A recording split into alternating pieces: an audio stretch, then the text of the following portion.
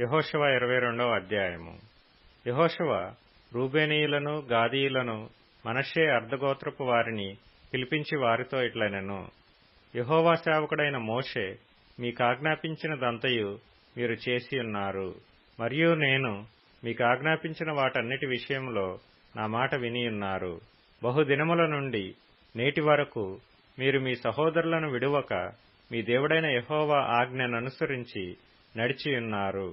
ఇప్పుడు మీ దేవుడైన యెహోవా మీ సహోదరులతో చెప్పినట్లు వారికి నెమ్మది కలుగజేసియున్నాడు.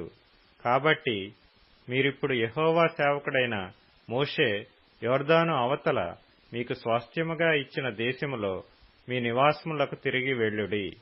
అయితే మీ పూర్ణ హృదయముతోనూ మీ పూర్ణాత్మతోనూ మీ దేవుడైన యెహోవాను ప్రేమించుచు ఆయన మార్గములన్నిటిలో నడుచుకొనుచు ఆయన ఆజ్ఞలను గైకొనుచు ఆయనను హత్తుకొని ఆయనను సేవించుచు యెహోవా సేవకుడైన మోషే మీకాజ్ఞాపించిన ధర్మమును ధర్మశాస్త్రమును అనుసరించి నడుచుకొనుడి. అతడీలాగు చెప్పిన తరువాత వారిని దీవించి వెళ్లనంపగా వారు తమ నివాసములకు పోయిరి.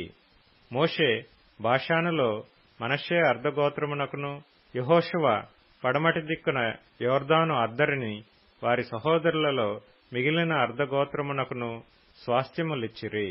మరియు యెహోషువ వారి నివాసములకు వారిని వెళ్లనంపినప్పుడు అతడు వారిని దీవించి వారితో ఇట్లనెను.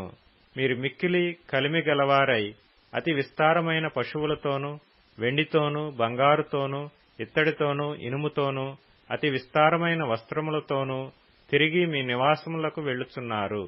మీ శత్రువుల దోపుడు సొమ్మును మీరును మీ సహోదరులను కలిసి పంచుకొనుడి. కాబట్టి రూబేనీయులను, గాదీయులను, మనష్షే అర్ధగోత్రపు వారును యెహోవా మోషే ద్వారా సెలవిచ్చిన మాట చొప్పున తాము స్వాధీనపరచుకొనిన స్వాస్థ్య భూమి అయిన గిలాదులోనికి వెళ్ళుటకు కనాను దేశమందలి షిలోహులోనున్న ఇశ్రాయేలీయుల యొద్ద నుండి బయలుదేరి కనాను దేశమందున్న యొర్దాను ప్రదేశమునకు వచ్చినప్పుడు రూబేనీయులను, గాదీయులను, మనష్షే అర్ధగోత్రపు వారును అక్కడ యొర్దాను దగ్గర ఒక బలిపీఠమును కట్టిరి. అది చూపునకు గొప్ప బలిపీఠమే.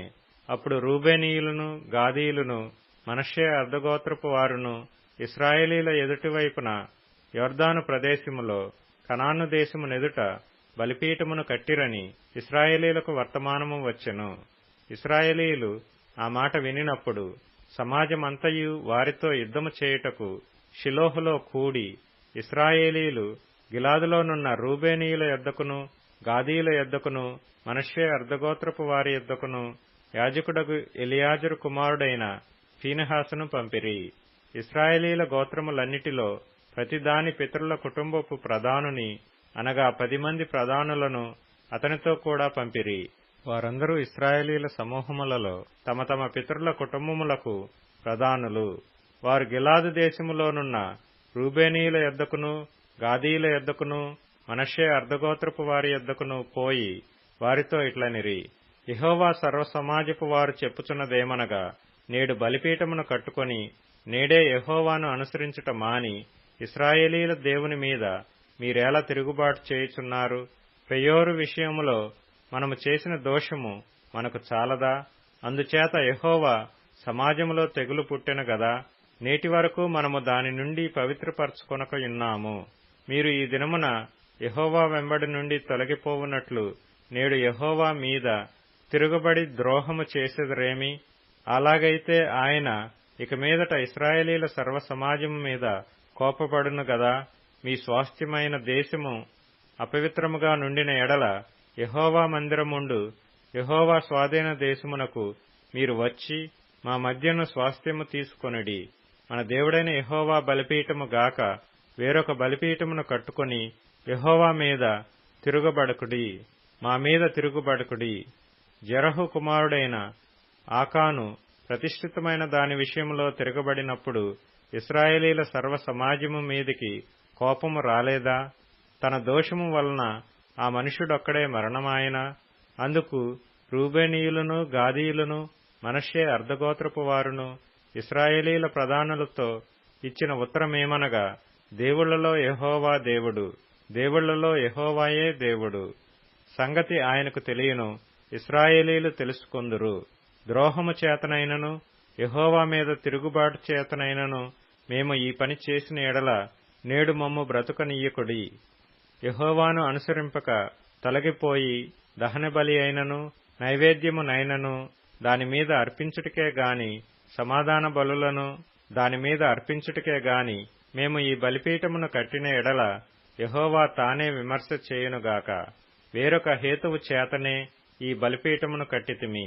ఏమనగా రాబోవు కాలమున మీ సంతానపు వారు మా సంతానపు వారితో ఇశ్రాయేలీల దేవుడైన యెహోవాతో మీకేమి సంబంధము? రూబేనీయులారా, గాదీయులారా, మీకును మాకును మధ్య యెహోవా యొర్దానును సరిహద్దుగా నియమించును గదా. యెహోవాయందు మీకు పాలేదియు లేదని చెప్పుట వలన మీ సంతానపు వారు మా సంతానపు వారిని యెహోవా విషయములో భయభక్తులు లేని వారగునట్లు చేయుదురేమో అని భయపడి ఆ హేతువు చేతనే దీని చేసితిమి.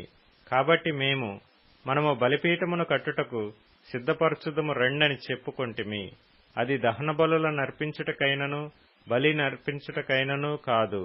మన దహన బలుల విషయములోను బలుల విషయములోను సమాధాన బలుల విషయములోను మనము యెహోవా సన్నిధిని ఆయన సేవ చేయవలయుననుటకు యెహోవాయందు మీకు పాలు ఏదియూ లేదను మాట మీ సంతతి వారు మా సంతతి వారికి చెప్పజాలకుండునట్లు అది మాకును మీకును మన తరువాత మన తరముల వారికిని మధ్య సాక్షి అయి ఉండును.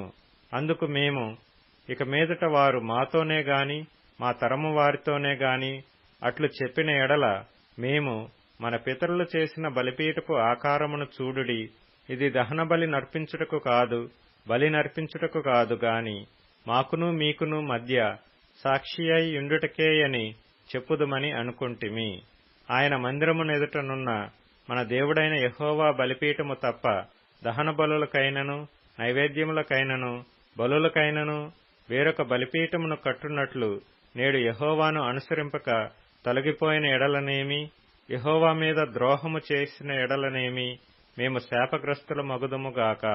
ఫీనెహాసును యాజకుడును సమాజ ప్రధానులను అనగా అతనితో ఉండిన ఇశ్రాయేలీల ప్రధానులను రూబేనీయులను గాదీయులను మనష్షీయులను చెప్పిన మాటలను విని సంతోషించిరి. అప్పుడు యాజకుడైన ఎలెయాజరు కుమారుడగు ఫీనెహాసు రూబేనీయులతోనూ గాదీయులతోనూ మనష్షీయులతోనూ మీరు యెహోవాకు విరోధముగా ఈ ద్రోహము చేయలేదు గనుక యెహోవా మన మధ్యనున్నాడని నేడు ఎరుగుదుము. ఇప్పుడు మీరు యెహోవా చేతిలో నుండి ఇశ్రాయేలీలను విడిపించి ఉన్నారని చెప్పెను. యాజకుడైన ఎలెయాజరు కుమారుడగు ఫీనెహాసును ప్రధానులను గిలాదులోని రూబేనీయుల యొద్ద నుండియు గాదీయుల యొద్ద నుండియు ఇశ్రాయేలీల యొద్దకు తిరిగి వచ్చి జనులకు ఆ మాట తెలియజెప్పగా ఇశ్రాయేలీలు విని సంతోషించిరి. అప్పుడు ఇశ్రాయేలీయులు దేవుని స్తుతించి రూబేనీయులను గాదీయులను నివసించు దేశమును పాడు చేయుటకు వారి మీద యుద్ధము చేయుట మానిరి. రూబేనీయులను గాదీయులను యెహోవాయే దేవుడనుటకు ఇది మన మధ్యను సాక్షి అగునని దానికి ఏదా అని పేరు పెట్టిరి.